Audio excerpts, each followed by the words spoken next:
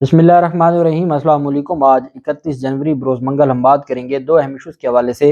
Supreme court of Pakistan کی judgment آ گئی ہے اور سپریم کورٹ آف پاکستان نے یہ کہا ہے کہ جو لاہور کوئی بھی ہائی کورٹ ہے، وہ لاہور ہائی کورٹ ہو، وہ پشاور ہائی کورٹ ہو، یا وہ آنریبل سندھ ہائی کورٹ ہو یا بلوچستان ہائی کورٹ ہو، کسی ہائی کورٹ کے پاس یہ اختیار نہیں ہے کہ وہ از خود نوٹس کا استعمال کرے یا از خود نوٹس لے۔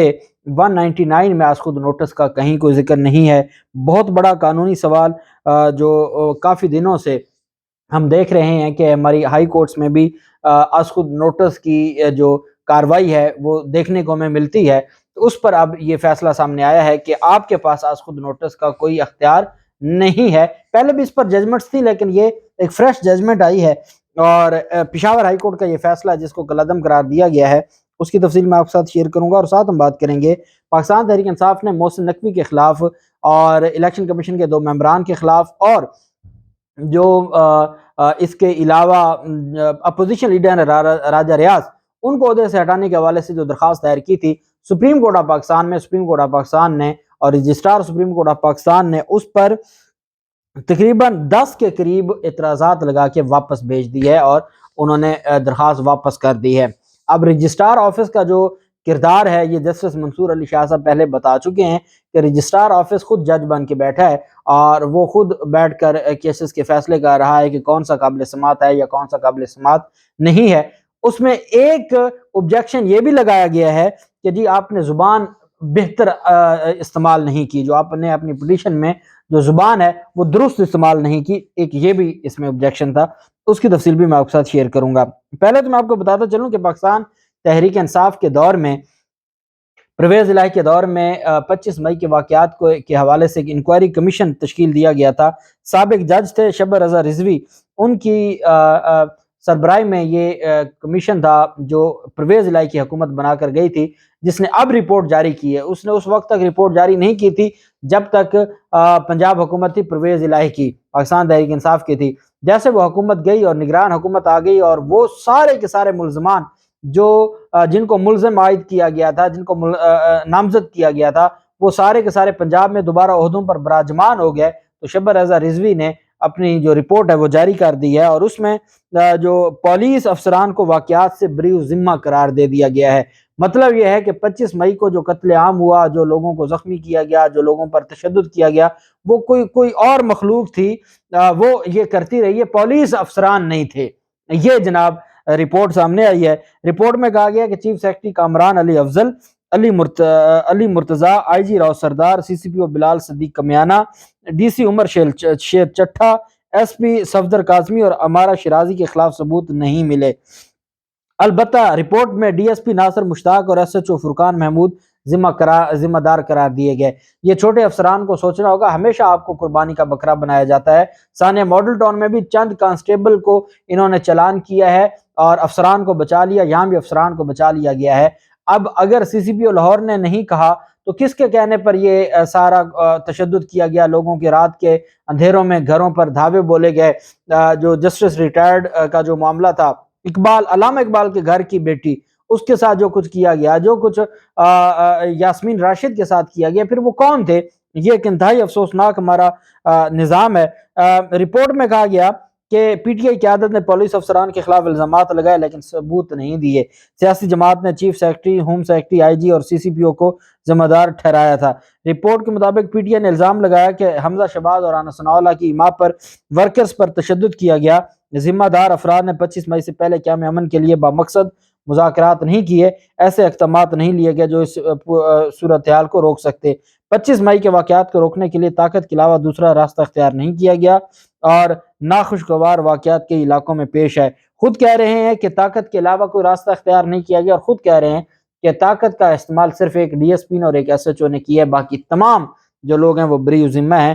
یہ پاکستان تحریک انصاف کا کل ایک ان کی اپنی حکومت تھی، اور پرویز الہی جس کے بارے میں کہا جاتا ہے کہ وہ ایک زبردست وزیر اعلیٰ ہیں یا ایک طاقتور وزیر اعلیٰ ہیں عثمان بزار کی جگہ پر، لیکن حالت وہی ہے کہ یہاں سارے لوگ ہی ایک پیج پر ہیں، اور عمران خان کو یہ پوری ایک نسل جب تک یہ نہیں گزرے گا، وقت گزرے گا اور یہ جو تقرریاں 1990 سے 1995 سے اور 2000 سے جو آج تک ہمارے سر پر بیٹھی ہیں، وہ بڑے جو عدالتوں میں بیٹھے ہوں یا وہ بڑے اداروں میں بیٹھے ہوں یا وہ بیوروکریسی میں بیٹھے ہوں، تو یہ ایک وقت لگے گا، یہ اتنا آسان نہیں ہے کہ آپ صرف چند سال حکومت کر کے آپ اس سارے نظام کو ٹھیک کریں۔ یہ جن لوگوں کو لگایا اس مقصد کے لیے جاتا ہے وہ پھر پورا نوازتے ہیں، اور وہ اگر 20 سال 25 سال 30 سال عہدے پہ رہیں تو وہ پورا عرصہ نوازتے ہیں، اور جب تک میرٹ نہیں آئے گا، جب تک نظام نہیں بہتر ہوگا، یہ ایسے ہی چلتا رہے گا۔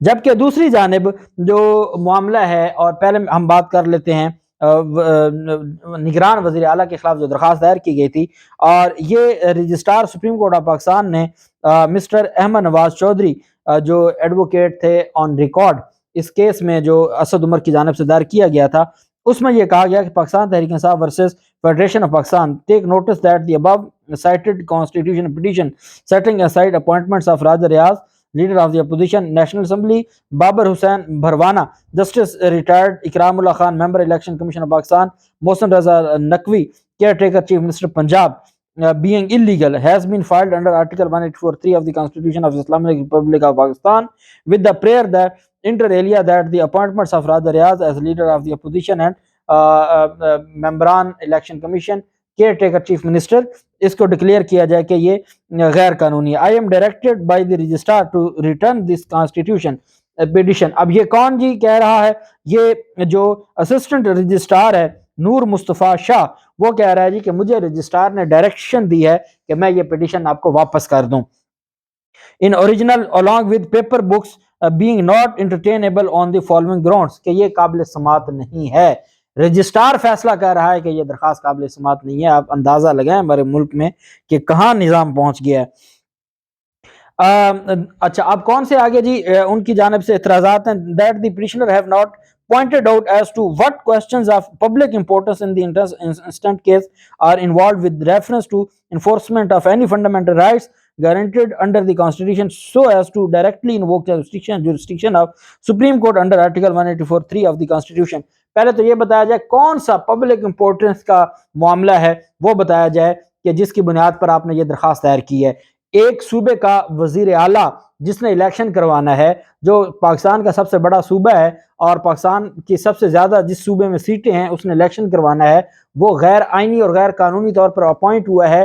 رجسٹرار سپریم کورٹ کو لگتا ہے یہ کوئی پبلک امپورٹنس کا معاملہ نہیں ہے، حد ہو گئی ہے۔ ویسے آگے کیا فرمایا؟ آگے فرماتے ہیں کہ اس میں کون سا فنڈامنٹل رائٹ، صاف شفاف الیکشن، ہمارے جو نمائندگان ہیں وہ ہمارے مال کی، ہماری جان کی حفاظت کرنے والے ہوں، نہ کہ ہمیں ڈرانے دھمکانے والے ہوں۔ تو کیا جو ممبران الیکشن کمیشن ہے یا جو کیئر ٹیکر ہے، اور ساتھ آپ دیکھیں نا اپوزیشن لیڈر جس نے آگے کیئر ٹیکر پرائم منسٹر کے لیے اپنی کنسنٹ دینی ہے، جو اس پروسیس میں شامل ہونا ہے، رجسٹرار فرما رہے ہیں کہ یہ معاملات نہ پبلک امپورٹنس کے ہیں اور نہ انہوں نے کہا ہے کہ جی یہ کوئی فنڈامنٹل رائٹ ہے، اور اس وجہ سے آپ جو ڈائریکٹ 184(3) کے تحت سپریم کورٹ میں آئے ہیں یہ درست نہیں ہے۔ آگے that ingredients for invoking extraordinary jurisdiction of this court under Article 184(3) of the Constitution have not been satisfied، کہ جناب ہم مطمئن نہیں ہیں کہ آپ 184(3) کے تحت یہ درخواست دائر کر سکتے ہیں۔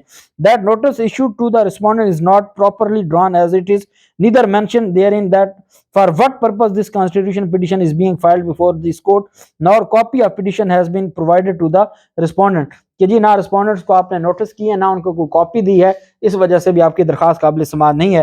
That the petitioners have not approached on any other appropriate forum available under the law for the same relief and has also not provided any justification for not doing so، کہ جی آپ کسی اور فورم پر، high courts ہیں یا کوئی اور forum ہے، وہاں پر کیوں نہیں گئے، اور آپ نے اس حوالے سے کوئی جو ریزنز ہیں وہ بھی نہیں بتائیں۔ That the certificate provided at page 15 of the Constitution petition does not fulfill the requirement of Rule 6 of Order 25 of the Supreme Court Rules 1980. Moreover, the same is overwriting ہے، اور آپ نے ایک فارم 15 ہوتا ہے وہ آپ نے نہیں دیا، اس وجہ سے آپ کی درخواست ناقابل سماعت ہے۔ That no proof resolution to the effect that petitioner is general secretary، نہ آپ نے یہ لگایا ہے کہ اسد عمر جنرل سیکرٹری، اس کا بھی کوئی ثبوت نہیں لگایا۔ That misconceiving multifarious prayers have been made in one constitutional petition کہ مختلف طرح کی استدعائیں آپ نے ایک پٹیشن میں درج کر دی ہیں، وہ بھی درست نہیں ہے. that the petitioner has arrayed some unnecessary parties، کچھ unnecessary غیر ضروری فریقین کو آپ نے اس میں پارٹی بنایا ہے. that the chief minister اچھا that scandalous language has been used in this constitutional petition کہ scandalous آپ نے جو لینگویج استعمال کی ہے اس constitution petition میں. that the chief minister of the province of Punjab has been impleaded as respondent number 7. however he cannot be impleaded as party under article 248 of the constitution of Islamic Republic of Pakistan.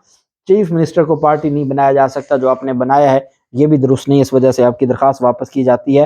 یہ ہے جناب total ہمارا نظام.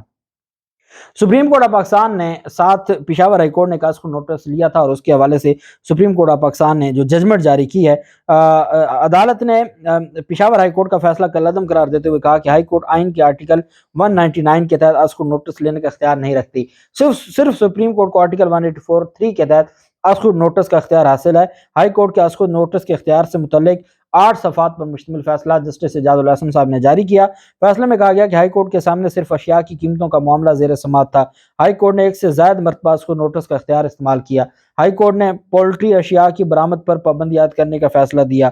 اشیاء کی درآمد و برآمد کا اختیار عدالت نہیں بلکہ صرف انتظامیہ کے پاس ہے. ہائی کورٹ نے نہ صرف اس کو نوٹس کا غلط استعمال کیا بلکہ انتظامی دائرہ اختیار میں دخل اندازی کی. سپریم کورٹ نے اپنے فیصلے میں کہا کہ ہائی کورٹ کے فیصلے میں عدالتی دائرہ اختیار سے متعلق کئی خامیاں موجود ہیں. پشاور ہائی کورٹ نے لائف سٹاک اور پولٹری اشیاء کی قیمتوں کے تعین کے لیے کمیٹی کی تشکیل کا حکم دیا تھا. عدالت نے حکومتی اہلکاروں کو معیاری دودھ اور دیگر اشیاء کی فروخت یقینی بنانے کے لیے مارکیٹس کے دورے کرنے کا بھی حکم دیا تھا. چونکہ پشاور ہائی کورٹ تھی، اگر اور کوئی ہائی کورٹ ہوتی اور جہاں دوسرے معاملات ہوتے وہاں تو سارا کچھ چل جاتا ہے، لیکن پشاور ہائی کورٹ کا جو فیصلہ ہے اس کو کالعدم قرار دیا. اور ساتھ جسٹس اعجاز الحسن صاحب نے دوبارہ اس بات کو، پہلے بھی یہ کئی دفعہ ڈیسائیڈ ہو چکا ہے اور اس پر چیزیں بڑی کلیئر ہیں کہ یہ معاملہ نہیں ہے اسکو نوٹس کا، ہائی کورٹ کے پاس کوئی اختیار نہیں ہے. اللہ پاک پاکستان کا حامی و ناصر ہو. بہت شکریہ. اللہ حافظ. پاکستان زندہ باد.